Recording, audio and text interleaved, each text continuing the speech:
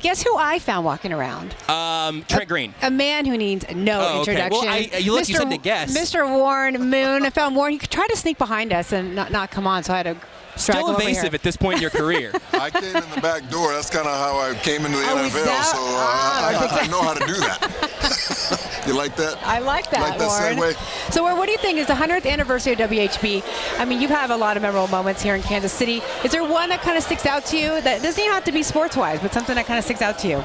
Yeah, I think it was my relationship I developed with Tony Gonzalez. You know, I knew him before I got here, but we became really, really good friends while I was here. And I like to say I helped him with his development, because Tony had a tendency to drop a lot of passes in his rookie year, and people were thinking he was a bust. But we went to work and just started working every day before practice, every day after practice, just working on his hands, and that became one of his strengths of his game. But not only the football side of it, we just spent a lot of time eating dinners, just talking about what it takes to be a professional and talking about our career goals after football. So just a great relationship, and I just saw him at the Hall of Fame this past weekend. And you guys have been best friends. I mean, that's when I first met you. You guys have been best friends until now, and it's been, you kind of took him under your wing and been able to develop that on and off the field relationship.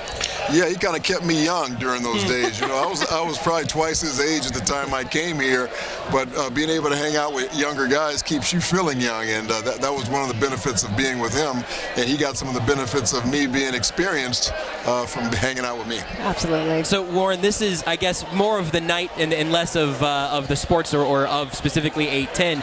But did you have a childhood memory of, you know, sitting by a radio somewhere for a game, or anyone in your childhood that built any sort of connection between you and radio in general back in the day? Well, you got to remember, that's how we listened to everything back in the days. I, first of all, couldn't afford to go to a game. I remember the first Super Bowl, which was in Los Angeles. I listened to it on the radio, and it was blacked out in the area because it didn't sell enough tickets to be televised locally. So I remember watching the first Super Bowl, which was in '66, I think it was, listening to the radio. So yeah, the radio was a big part of it, and Vin Scully, who we just lost in the last week or so, I listened to him. I mean, I don't know how much, just listening to the Dodgers, because they were my team. They still are my team. I still bleed Dodger blue because they're just a great franchise, and they've been good for a long time. But Vin Scully was the one that brought them to life. Well, Bonnie Jill, you were talking to Oral Hershiser about Vin Scully just a week or so ago.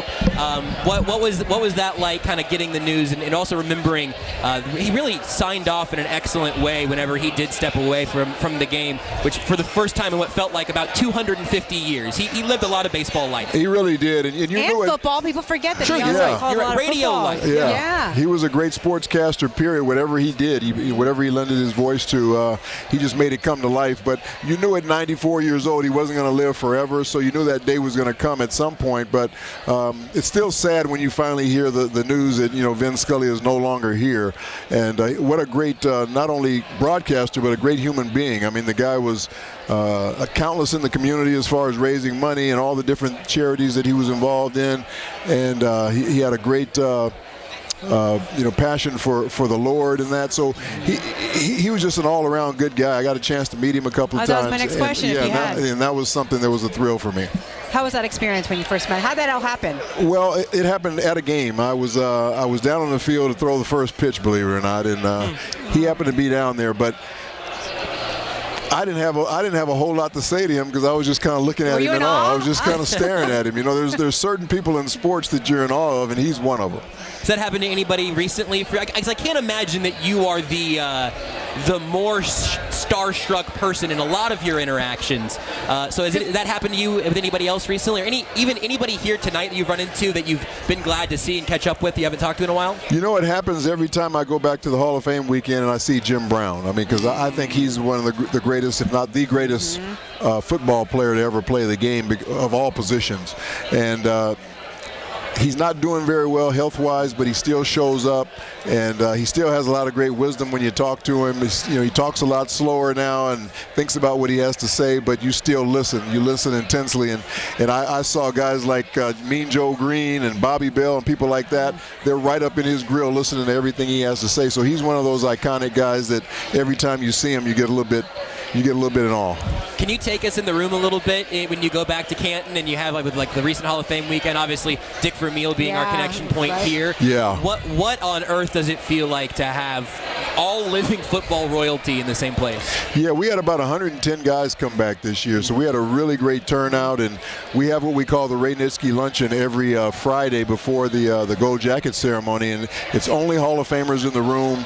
The new inductees get to come to the luncheon, but they are not allowed to say anything. They just have to sit there and listen, and you hear some of the greatest stories of guys that get up and talk about what football and what the Hall of Fame means to them. And there's guys that are in tears. There's guys that just telling you everything about their lives, things that they might be dealing with health-wise, experiences that they had throughout the league. It's one of the great days of that weekend, and there's a lot of great events going on that weekend, but that Ray Nitschke Luncheon really stands out. What was your first luncheon like when you weren't allowed to say anything? Who were you listening to? I was listening to my idols. I mean, I'm in the room now with Roger Staubach. I'm in the room with Bart Starr, who was alive at that time. I'm in the room with Dan Fouts, all these people that I looked up to when I was a player and playing quarterback.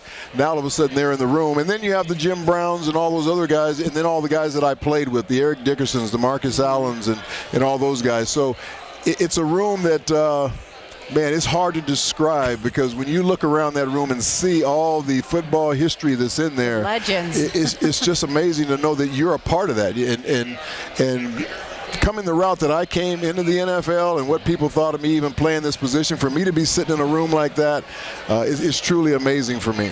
Yeah. And Warren, I was honored to be there for your induction with my father. And when you look back at that, I mean, it seems like it was like yesterday, I'm sure, right? Or does it feel like it's been like, I don't know, a long time ago, and you see these, these speeches now, and you really take it in, or you reminisce about that day? It's been 16 years now, and this year we stayed at the same hotel where I had my Hall of Fame party.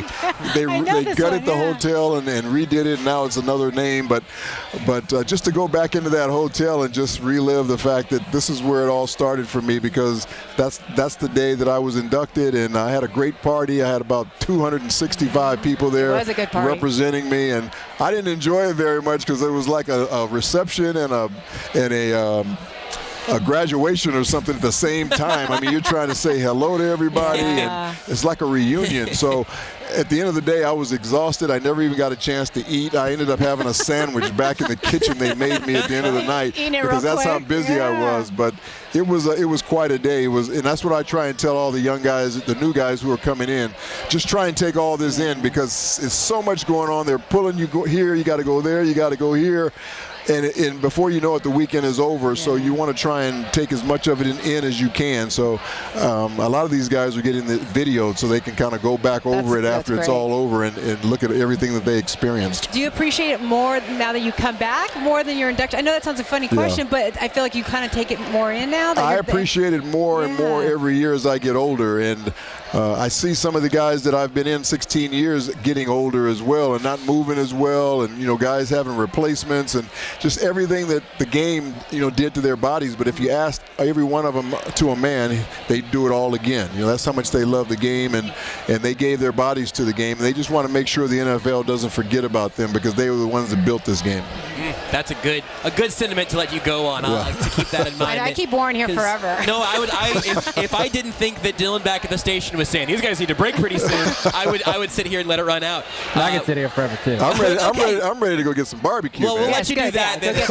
Warren, thank you for making some time. Thank you for being here tonight for 100 years of WHB. Thank you guys for being here, and should be a great night and raise some great money for some great charities tonight. Yes, absolutely. Warren Moon, you really did need no introduction. I'm sorry for just guessing Trent Green. I don't know. I just thought I'd throw out a quarterback name. I was pretty sure I knew. He was pretty good too. He was not bad, but not invited to the luncheon right now. So I don't know. You have that over him. We will take a break here, live from the Midland, celebrating 100 years of WHB.